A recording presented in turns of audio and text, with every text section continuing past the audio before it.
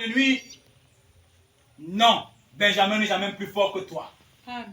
C'est ta vie qui n'est pas en ordre avec Dieu. Benjamin n'est pas plus fort que toi, mais c'est ta vie qui n'est pas en ordre avec Dieu. Même les couches de nuit. Si vous vivez les couches de nuit, il n'y a pas deux choses à faire. Allez arranger votre vie avec Dieu. Amen. Parce que j'ai dit, et je le redis encore, quand quelqu'un est né de nouveau, a l'Esprit de Dieu en lui, la couche de nuit se fait spirituellement. La couche de nuit ne se fait pas physiquement. Peu sont les couches de nuit physiques, mais l'ensemble des couches de nuit se font de manière spirituelle. Ça veut dire que quand les esprits là viennent, ils couchent avec votre esprit. Et votre corps réagit. Est-ce que vous comprenez? Amen. Vous me suivez? Amen. C'est spirituel. Ils apparaissent. Ils font ça spirituel. Et votre corps réagit. Et s'il parvient à capter votre esprit, ça veut dire que votre esprit n'a pas l'esprit de Dieu dedans. Votre esprit est vide. Est-ce que vous comprenez? Amen. Si votre esprit est vide, Satan capte votre esprit. Mais si vous avez l'esprit de Dieu en vous, il ne capte pas votre esprit. Un chrétien ne vit pas les couches de nuit. Je veux un amen, hein? Amen. J'ai dit un chrétien ne vit pas les couches de nuit selon la Amen. véritable parole de Dieu. Amen. Ça ne se fait pas. Amen. Le jour où vous sentez que c'est arrivé, levez-vous. Commencez à réfléchir. Baladez-moi votre esprit là et dites où est-ce que j'ai péché? Dans un mensonge? Dans un vol? Dans quoi est-ce que j'ai fait qui a attiré cet esprit à pouvoir entrer en contact avec mon esprit? Il est entré en contact avec mon esprit. Comment? Elle est entrée en contact avec mon esprit. Comment? Nous, quand nous dormons, nous sommes dans les lieux célestes. Notre esprit est dans la dimension de Dieu. Et les esprits de sorcellerie et de magie, là, ils sont en bas. Amen. Comment est-ce que cet esprit a pu toucher mon esprit? Comment? Ça veut dire il y a un problème. Soit vous avez attristé l'Esprit de Dieu. Et je refuse, même quand il est attristé, couche de nuit, refuse. La couche de nuit, je refuse ça au nom de Jésus. Amen. Un chrétien ne vit pas ça. Amen. Je vous le dis au nom de Jésus. Ça ne se passe pas. Si ça se passe encore dans vos vies, pardon, réglez vos vies avec le Seigneur. Amen. Couchez-vous devant l'autel du sacrifice. Pleurez. Pleurez. Dites à Dieu, Seigneur, le pasteur m'a dit que si je vis ça, ça veut dire qu'il y a un problème entre moi et moi. C'est moi le problème. Donc, je me couche devant l'autel du sacrifice. Je pleure afin que tu ôtes le péché qui m'empêche d'être sous ta couverture. Vous croyez que Satan peut venir envoyer sa main dans le sang, vous tirer là-bas? Non, j'ai prêché ici que le lion rôde, mais il n'entre pas, mais il rôde. Il cherche qui il va dévorer. Vous êtes tous, nous sommes tous dans le sang de Jésus. Amen. Il cherche qui va dévorer. Il ne trouve personne. Parce que nous sommes couverts. Mais si ton pied se tient hors du sang, il arrête et il te tire, tu sors. Vérité. Satan n'entre pas dans le sang. Amen. Le prophète de Dieu dit, pour que Satan entre, trouver quelqu'un dans le sang, il passe par les 3 étapes que nous avons traversées.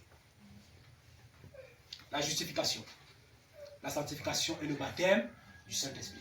Et s'il réussit à passer par les 3 étapes, lui-même il devient un chrétien. Et comme c'est impossible pour Satan de passer par ces 3 étapes, soyez tranquille. Moi quand je dors, quand je prie, je dis à Dieu, Seigneur, je te remets ma vie et ma nuit, je suis tranquille. Amen. Je vous dis, même si le hibou passe, il crie. What? J'ai dit que crie, tu passes. Passe ta route, tu ne peux pas me toucher. Amen. Satan, tu ne peux pas me toucher. Soyez certain de Dieu. Amen. Soyez certain. Certain de Dieu.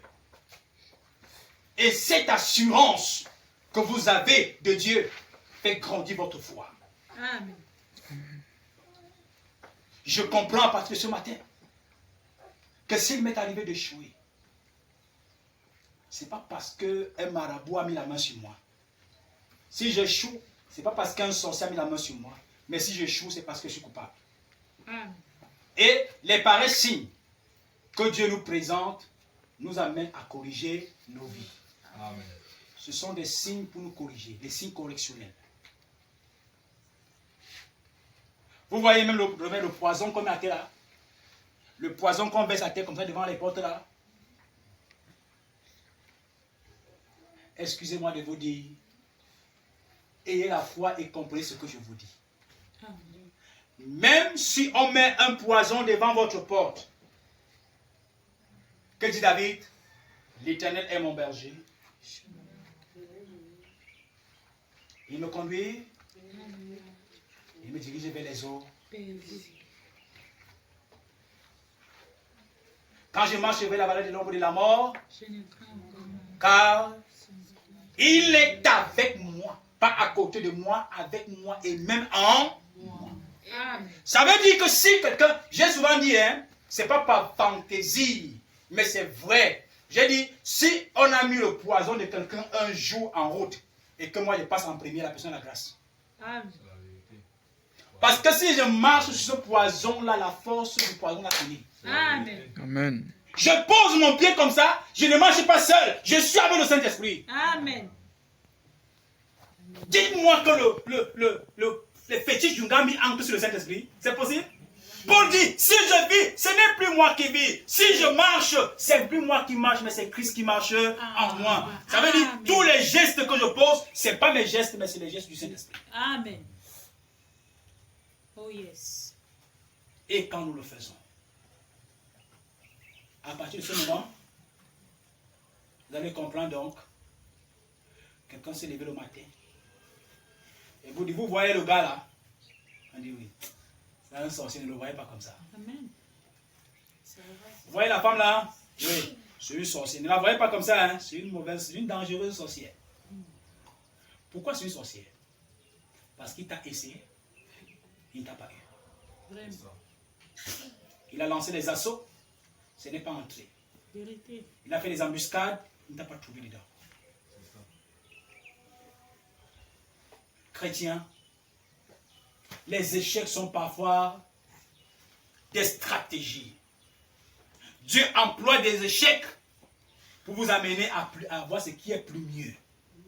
Vous avez essayé de vouloir faire telle chose, vous avez échoué. Ça vous donne l'expérience. Ça vous donne l'expérience. Ça vous amène à mieux connaître. Prenez l'exemple d'une personne qui a échoué une classe. Je ne vous enseigne pas d'échouer les classes. Hein? Mais quelqu'un qui échoue une classe, l'année qui suit, qu'est-ce qui se passe? C'est le professeur, non? C'est le professeur. Quand on arrive à l'école, on dit tel chapitre, il maîtrise.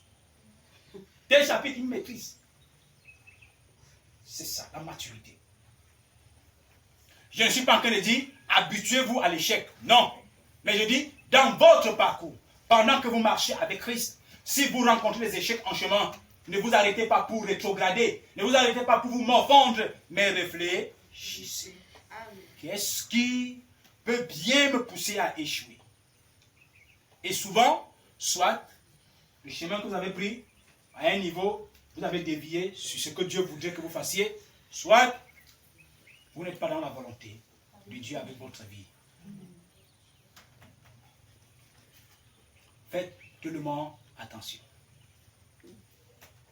Faites très attention. Il y a plein de témoignages que je vous ai racontés dans le même sens. Je vous ai parlé d'un jeune homme qui était à Douala, il est au Canada maintenant, qui avait l'habitude de composer, il présentait le BTS. Pendant qu'il présentait le BTS, la première année, parce qu'il parlait de Jésus, il parlait beaucoup de Jésus, ça a énervé un professeur. L'un de ses encadreurs, ça lui a énervé. La personne, l'encadreur ne lui a pas attaqué spirituellement, non. Mais l'encadreur a dit, puisque tu aimes Dieu, puisque tu nous prêches un Dieu, tu nous parles de Dieu, je verrai si ton Dieu peut faire l'incroyable ou l'impossible. Quand il finissait de composer, le monsieur avait tout l'habitude de soutirer quelques épreuves froissées et jetées. Je ne sais pas comment il faisait. La première année, le garçon brillant qu'il était, il a échoué son BTS. n'est pas soutenu. Vous voyez ce que ça donne? Moi, Seigneur, qui apprends. Moi qui apprends. Moi qui me livre entièrement. Comment je peux jouer? Comment les païens peuvent réussir? Moi, j'échoue. Non, il n'a pas pensé à ça. Au contraire, il était fidèle à Dieu. Il n'a pas changé sa façon d'aller à l'église. Il n'a pas changé sa façon de servir à l'église, de servir en dehors, de prêcher l'évangile, de prier, d'être fidèle avec Dieu. La deuxième année, le même professeur a fait la même chose, il a encore échoué. Il n'a pas cessé. Il a toujours mis tout entre les mains de Dieu. La troisième année, la même personne, le même prof, a retiré les mêmes documents qu'il a l'habitude de retirer, froissé, jeté à la poubelle. Mais le frère a eu son BTS. Amen. Il a soutenu. Et Dieu lui a fait grâce, il a eu une bourse pour le Canada. La troisième année. Certainement, il a eu sa même mention. Ça veut dire, les années où il échouait, il a accumulé, n'est-ce pas? Il pouvait réussir la première année, mais le fait qu'il a échoué un an, ça veut dire que ce qu'il ne comprenait pas la première année, il a compris ça la deuxième année. Il a compris la troisième année. Quand ce frère soutenait et qu'il a fini de soutenir, c'est le même prof qui vient vers lui pour lui dire, je crois que le Dieu que tu prêches est vivant. Si tu veux me trahir, tu me trahis. Mais laisse-moi te dire, les 2 années que tu as échoué, c'est moi qui t'a fait échouer. Le frère le regarde, il dit, comment ça, monsieur? Il dit, je prenais tel document, je jetais. Et j'ai fait la même chose l'année-ci, mais tu as réussi. Le frère est dans le témoignage, il avait témoigné. Vous comprenez? Amen. L'échec. Il pouvait dire non, il ne peut pas échouer. Il est un chrétien, il ne peut pas échouer. Qui t'a dit que le chrétien n'échoue pas? Il y arrivera des moments où votre entreprise chutera. Vous serez sans capital. Vous ne sauriez sur quel banc vous vouez. Ça sera comme si tout est fini pour vous. Parfois Dieu permet ça pour voir si réellement votre confession est vraie. Amen. Et quand il verra que c'est vrai, il vous donnera le double. Amen.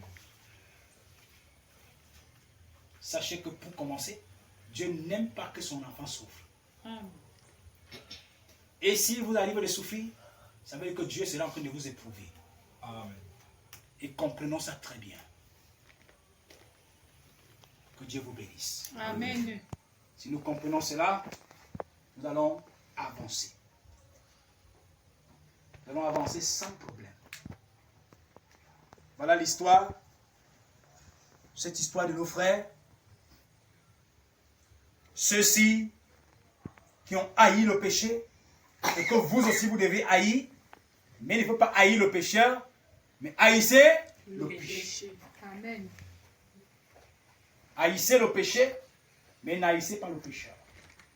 Parce que l'évangile qu'on a aujourd'hui, c'est un évangile qui nous amène à aimer nos prochains comme nous-mêmes.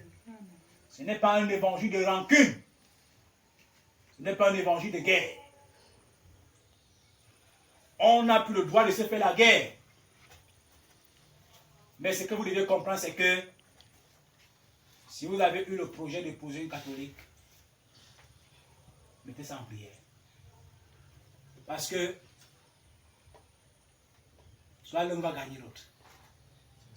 Si vous avez le projet d'épouser un catholique, mettez en prière. Et si vous l'épousez, vous iriez faire le signe de croix avec lui. Ce qui a tué Akab, c'est quand il allait épouser une femme qui n'avait pas la même confession, la même croyance que lui. On appelait cette femme du nom de Jézabel. Quand Akab a couru derrière la beauté physique d'une femme, sans regarder sa beauté spirituelle. La fille d'un prêtre de Baal. Qu'est-ce que Akab s'attendait? Quand Jézabel est arrivée, Jézabel a conquéri le cœur d'Akab. Et maintenant, quand Jézabel disait à Akab, Akab, tes prophètes là, es-tu sûr qu'ils te disent la vérité? Akab dit jamais, un prophète en Israël n'a jamais menti. Jézabel dit, c'est parce que tu ne sais pas. Regardez-le d'abord. Celui-là qu'on appelle Élie, il est d'abord sale. Il n'a pas de moyens pour s'habiller. Quand tu l'invites dans les réunions ministérielles ici, quand il vient, regarde son accoutrement. Il n'est pas digne de marcher à côté de toi. Il n'est pas digne de s'asseoir dans ton conseil de ministres. Regarde sa calvitie. À peine il peut manger. Es-tu sûr? Mais regarde un peu. Si Élie a été vraiment un prophète, il t'aurait rendu la vie facile. Akab pouvait encore faire comment? Dis à Jézabel, tais-toi. Ce n'est pas le langage, ce n'est pas le langage de chez nous. Tais-toi, femme, tu exagères, ce n'est pas le langage de chez nous. Mais un jour, Akab s'est levé, il est parti convoiter le terrain de Naboth. Il convoite le terrain de Naboth, il dit à Naboth, vends-moi le terrain, c'est Naboth. Naboth dit non, je ne te vends pas. C'est l'héritage de ma famille. Je ne peux pas te vendre ça. Akab dit, s'il te plaît, si tu veux, je te donnerai d'autres parcelles ailleurs. Naboth dit que même si tu me donnais, je ne te vends pas, Akab. Sa majesté, je ne peux pas te vendre. C'est notre terrain familial. C'est le seul bien qui me reste. Akab voulait ça à tout prix. Mais quand Naboth a refusé, ce pauvre Akab, il s'est comporté comme un vrai chrétien. Quoi qu'il était attristé, il est rentré. Il était roi, il pouvait user de sa royauté sur, de son autorité sur Naboth. Il est rentré tranquillement. Quand il arrive, Jézabel connaissant son mari, regarde Akab et dit, mon mari, comment tu es attristé? Akab dit, c'est pas Naboth. Naboth a encore fait quoi? Naboth m'a refusé son champ. Jézabel dit que Akab, calme-toi. Ce champ sera à toi. Et Jézabel, sous la permission d'Akab, ils ont tué Naboth. Si c'était une femme chrétienne, une femme israélite, elle devait plutôt conseiller son mari. Monsieur mon mari, si Naboth a refusé de vendre son champ, n'y a-t-il pas d'autre champ? Est-ce que toi tu n'as pas d'autre champ? Ce que tu veux réaliser ici comme projet, n'est-ce pas, tu peux réaliser ça ailleurs? Mais une femme insensée dit non, Naboth ne peut pas résister contre toi. Tu es le roi. Sur quel ordre est-ce qu'il se permet de résister? Et quand Akab a commencé à faire les sales coups de Jézabel, Jézabel a commencé à balancer les prophètes d'Akab. Elle a commencé à donner l'ordre qu'on tue tout prophète de l'Éternel en Israël. On a commencé à tuer. Pendant qu'on tuait, elle remplaçait avec les prophètes de Baal. Jusqu'à ce que finalement, Israël était conduit par les prophètes de Baal. Élie ne pouvait plus rester en Israël. Élie était un fugitif. Élie fuyait. Il partait de part et d'autre. Jusqu'à ce que Dieu lui a dit d'aller rester au niveau du torrent de Kiri. Il fuyait. Il partait de part et d'autre. Où Élie a été nourri par le corbeau. Bien aimé, même au niveau du mariage, Dieu a souvent regardé. Il a dit, n'épousez pas les filles étrangères. N'épousez pas les enfants, les garçons étrangers. Épousez quiconque confesse la même foi, la même vision que vous. Amen. Il y a eu un amen. Amen. Amen. Amen. Dieu vous bénisse. Amen. Ben, sinon, hein, vous allez voir. Et là-dessus, ici, là, pour les frères, ici, pas ça fait pompier. Si vous désobéissez, je ne viendrai pas vous arrêter et vous enchaîner de force. Mais souvenez-vous, quand vous direz, pasteur, je me suis levé au matin pour aller à l'église. Elle n'est pas dans son église, mais pas dans mon église, c'est pas possible. Je dis, frère, c'est comme ça que c'est. Quand la sœur dit, pasteur, quand il voulait m'épouser, il n'est pas été dans mon église, il m'a dit, sœur, j'étais dans ton église. Il est venu me voir, non, il m'appelle, sœur, tu étais dans ton église. Moi, je ne peux pas changer d'église, sœur, ne change pas d'église. C'est son choix. Pasteur, où ça un divorce? J'ai dit quoi? On ne dit pas de divorce, mes amis. Avant de vous engager, réfléchissez. Il n'y a pas de divorce. Le divorce n'est pas scripturel. Dans notre Bible, dans la Bible, la Sainte Bible, le divorce n'est pas légalisé. Il est écrit Dieu en horreur du divorce. Donc, en allant choisir, sachez ce que vous choisissez.